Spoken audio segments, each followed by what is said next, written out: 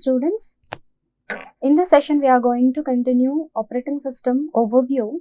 The second part of your first unit will be the operating system structure. So, we are going to see operating system structures with the subtopic system calls and different types of system calls and system programs and few topics on operating system structures. So, you have a textbooks that you can follow. So these are the textbooks. Operating System Principles. So this is by Abraham Silberschutz and Peter Galvin. So we call Galvin textbook, which is 7th edition. This can be preferred where all 5 units are covered in this textbook. Okay. And for reference, if you wanted to do any advanced programming like Unix and all, if you want to work more on coding, then you can go with this textbook with Stevens. Okay. Advanced Programming in Unix Environment by Stevens. So, in the second unit, operating system structures, we are going to cover these subtopics. Operating system services means what are the different services that are provided by the operating system, and user operating system interface, and this is how the user is running with, or user is interacting with the system with the help of different APIs.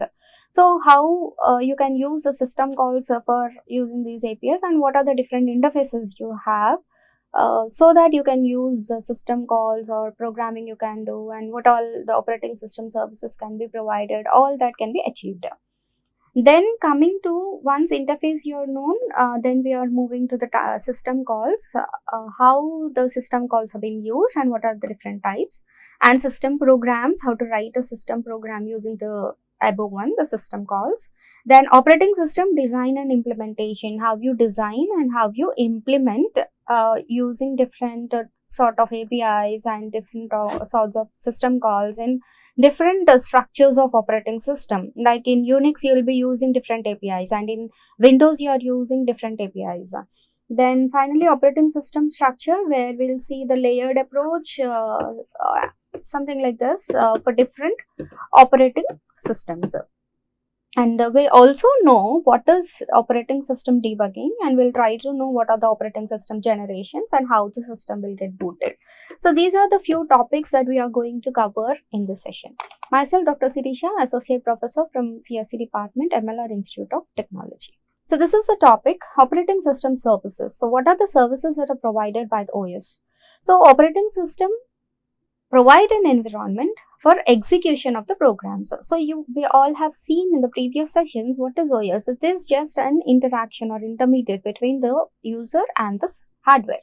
So it executes, it provides a environment where we can execute the programs and services to the programs and also for the user. One is for the programs and second we can provide it for the users. So one set of operating system services provides functions that are helpful to the user.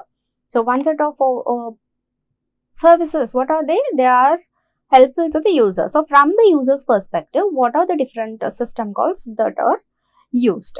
So user interface. What is user interface? Almost every operating system will have a user interface like UI. UI is nothing but user interface. Whatever the monitor is showing you, the content, desktop content you could see, right? So all that is happening and you're getting a cursor. So all this is happening because of your GUI. That means your graphical user interface. So it varies between the command line and the GUI, graphical user interface, and the batch process. So command line is where you give the commands. Okay, command line is where you give only the commands.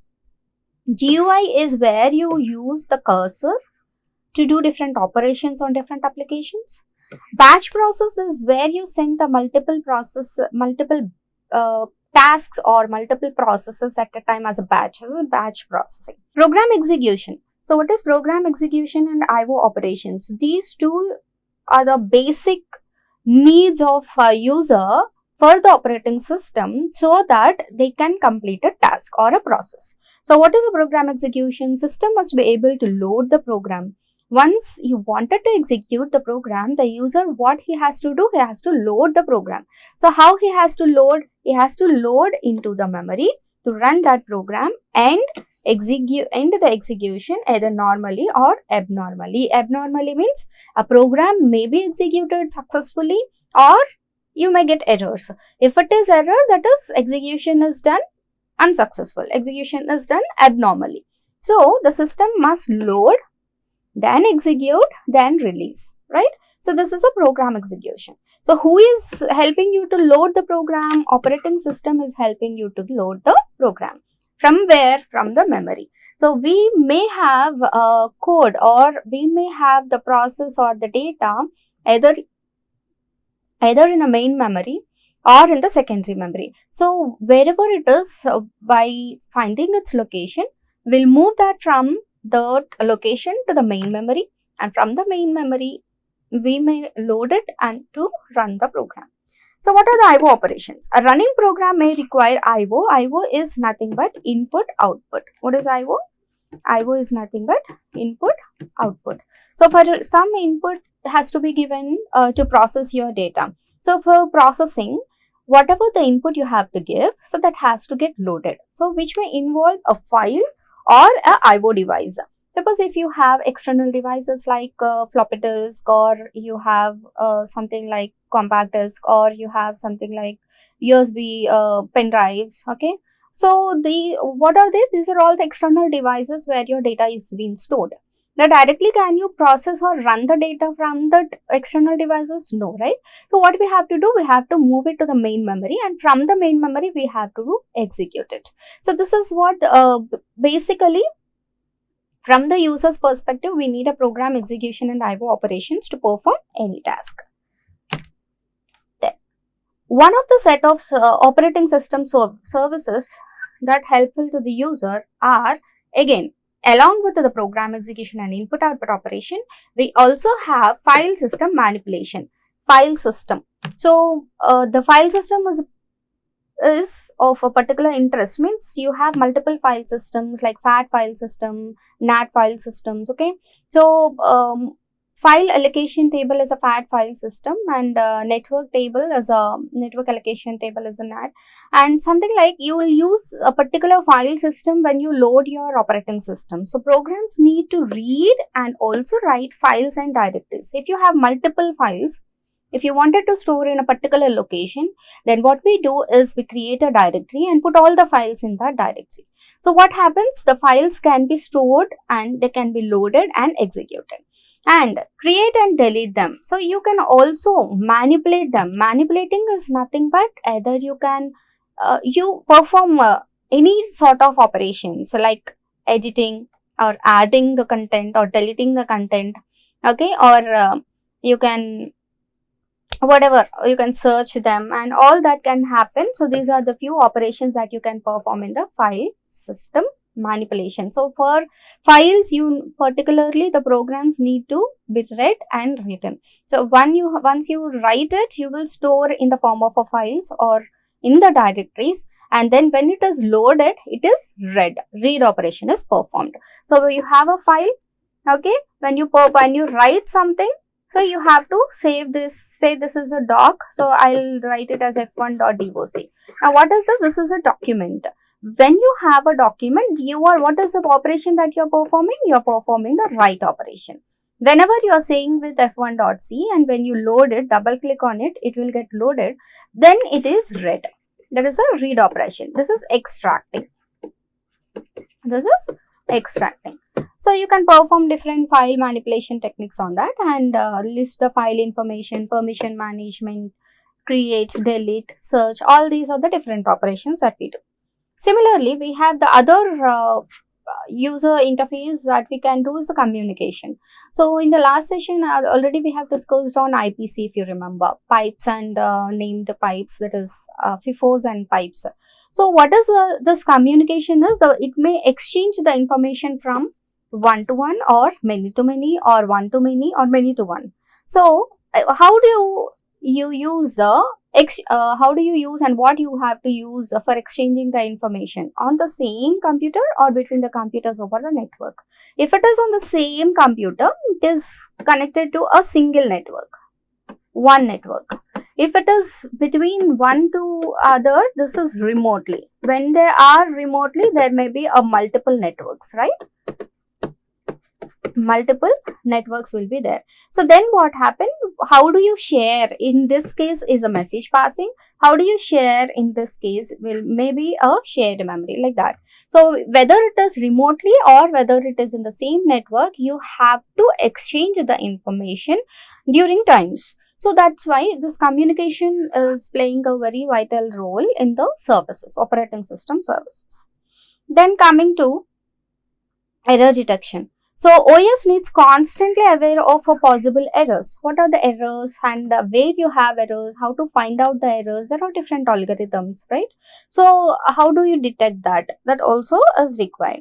So it may occur in the CPU or the memory hardware or the IO devices. So in three perspectives, everything you have to think, either in the terms of processor, either in the terms of IO, either in terms of the storage, that's the memory management. So in your program, so this also, the error detection should be happening in this CPU, should be happen in memory hardware, and also should be concentrated on IO devices. Then for each type of error, OS should take appropriate action to ensure correct and consistent computing. So if there is an error, you may get a abnormal results. So to get a normal results, what you have to do is you have to detect the error priorly, and you have to apply the different algorithms to solve the errors, and thereby you can compute the results. Then debugging facilities can greatly enhance users, programmers' abilities to efficiently use the system. Obviously, when you have errors, you have to debug them. Then only you will get a normal results. So these are the few things. What are they?